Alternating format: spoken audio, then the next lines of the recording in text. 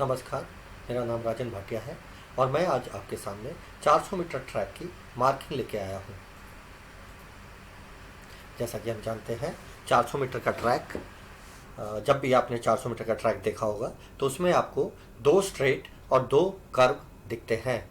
यहाँ पर ध्यान रखने वाली बात यह है कि दोनों कर्व और दोनों स्ट्रेट किसी भी ट्रैक में दो स्ट्रेट समान लंबाई के होने चाहिए, साथ ही दो कर्व भी समान लंबाई के होने चाहिए।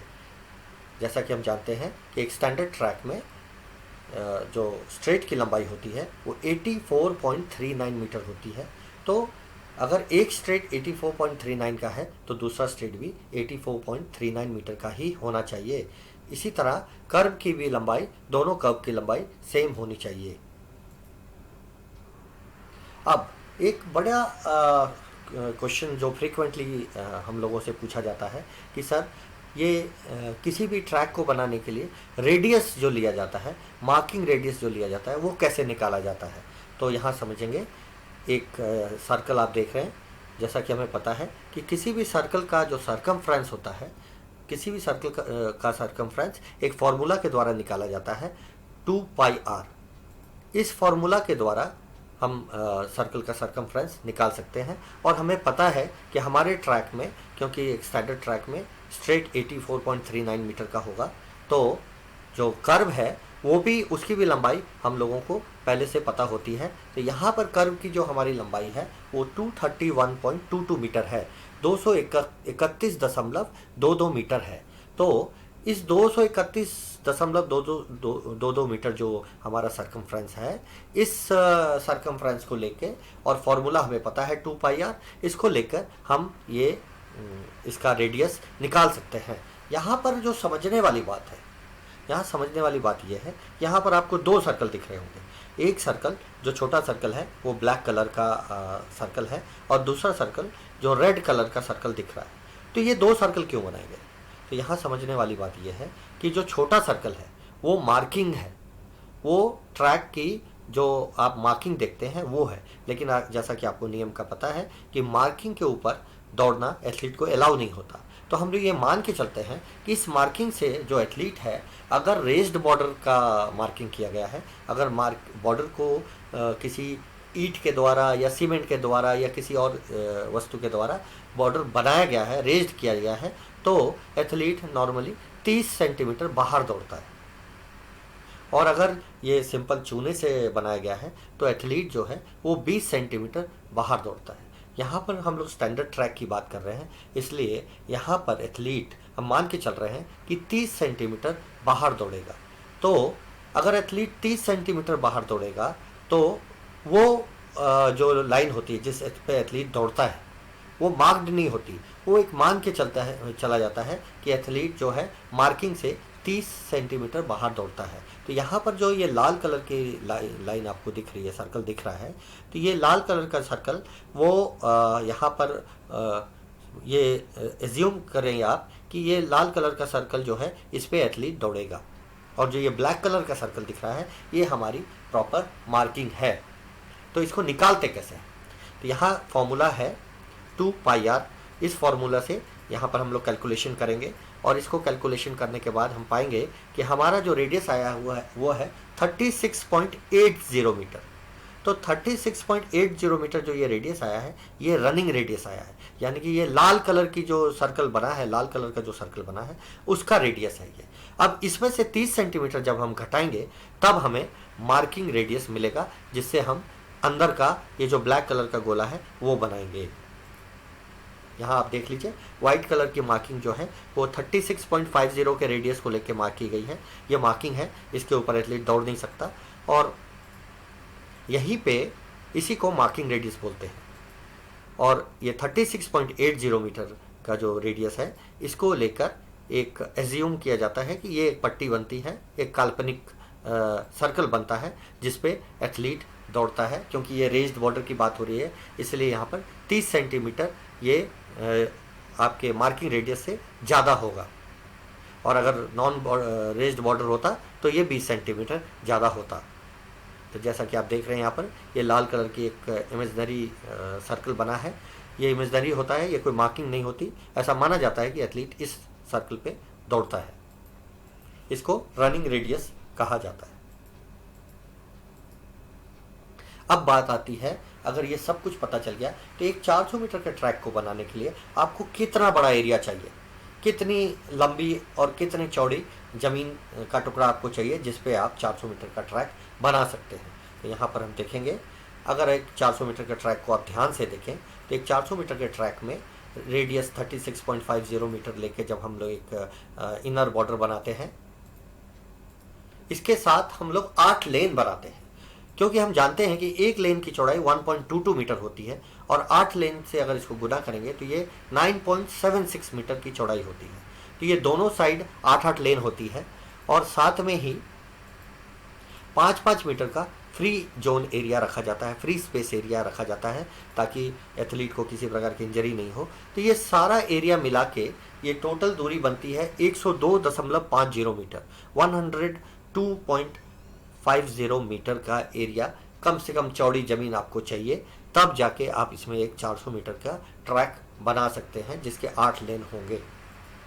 इसी प्रकार जब हम इसकी लंबाई देखने जाते हैं तो जैसा कि हमें पता है कि स्ट्रेट की जो लंबाई होती है वो 84.39 मीटर होती है और कर्व का जो रेडियस होता है वो 36.50 मीटर का होता है।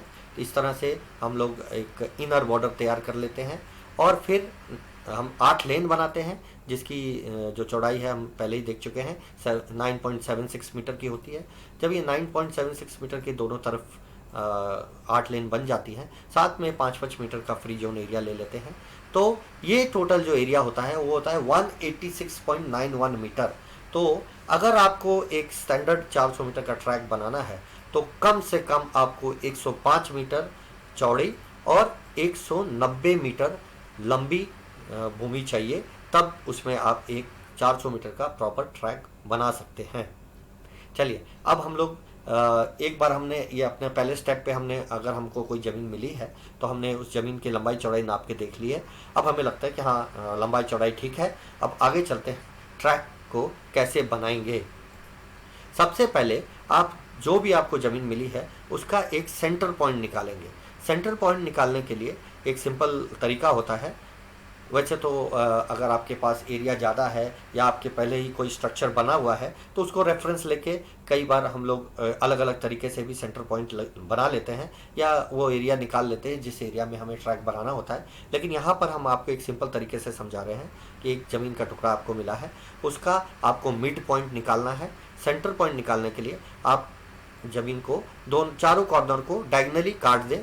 जब डायगनली काटेंगे तो जहाँ पर ये लाइन आपस में एक दूसरे को काटती है, इंटरसेक्ट करती है, वो लाइन आपके ग्राउंड का मिड पॉइंट होता है।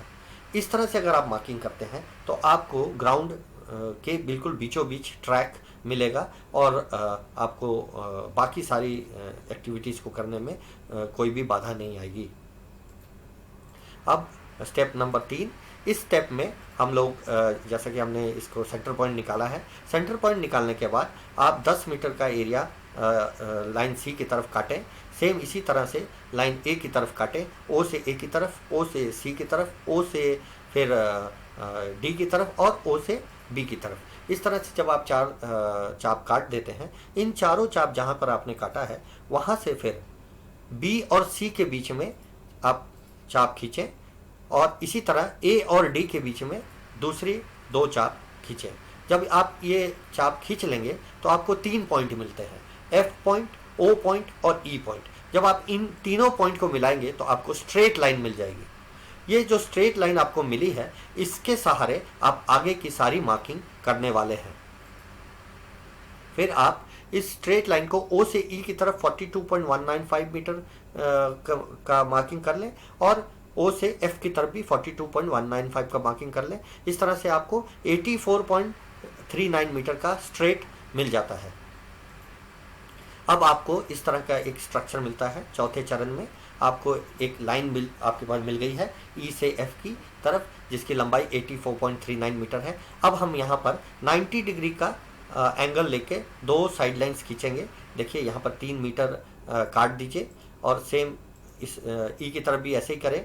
फिर आपको पाइथागोरस थ्योरम की मदद से 5 मीटर का एक चाप खींचें दोनों साइड की तरफ और फिर आप F से लेके फिर 4 मीटर का चाप खींचें। जब आप ऐसा इस तरह का चाप दोनों तरफ खींच लेंगे तो आपको एक 90 डिग्री का एंगल J, F और H को आप मिलाएंगे, और इसी तरह K, E और L को जब आप मिलाएंगे तो आपको 90 डिग्री का एंगल में आपको दो साइड लाइन मिल जाएंगी। ये दो साइड लाइन मिल जाने के बाद आप अगले चरण में जाएंगे। इस चरण में आप देखिए आपको इस तरह का एक एच की तरह का स्ट्रक्चर, आपको एक एच की तरह का शेप आपको ग्राउंड के बीचों बीच मिलेगा। अब आप यहाँ से 36.50 मीटर का रेडियस लेके दोनों साइड में आप चाप खींचें, आप अपना रेडियस लेके कर्व खींच लें।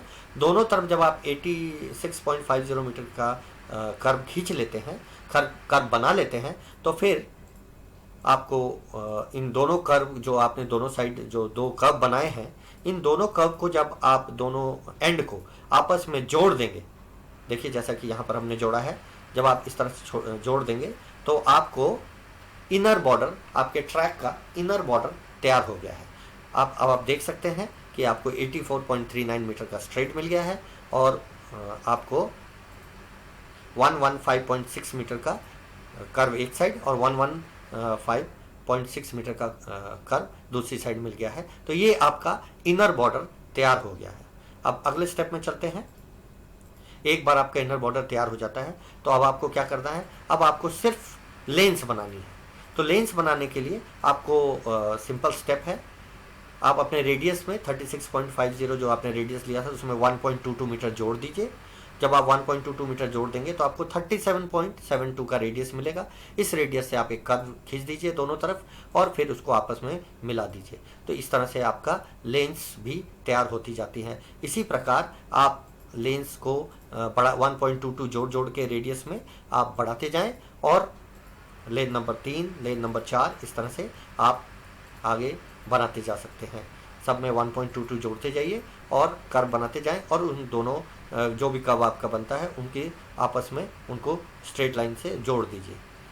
इस तरह से आपके जो ट्रैक है वो और सारे लेंस आपके तैयार हो जाएंगे। आपको ध्यान रखना है कि आपके जो लेंस है वो 1.22 मीटर की चौड़ाई के होना चाहिए। स्टैंडर्ड ट्रैक में ये 1.22 मीटर चौड़ा होता है। इसी प्रकार आपको जितने लेंस बनाने हैं आप बना लें, और जब आपके लेंस बन जाए फिर आपको 100 मीटर का एरिया बनाना है। 100 मीटर का एरिया बनाने के लिए आपको अपने स्ट्रेट को, होम स्ट्रेट को एक्सटेंड करना होता है।